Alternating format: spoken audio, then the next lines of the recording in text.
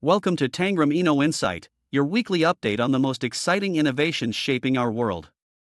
This week, we're exploring breakthroughs across multiple sectors. Let's dive in. Let's begin with logistics.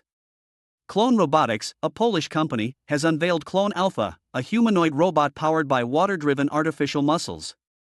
Designed with 206 synthetic bones and advanced joints, it mimics human movement with remarkable precision, setting a new standard in robotics for lifelike functionality. Let's shift to climate innovation. In Buried, Ontario, the PixieDrone is tackling pollution in Lake Simcoe.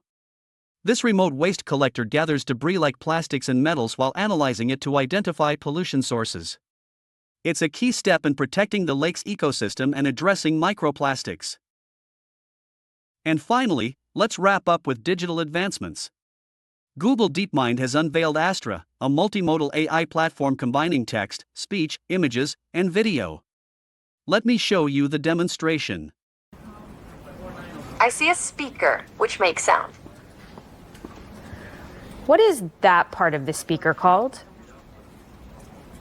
That is the tweeter. It produces high-frequency sounds.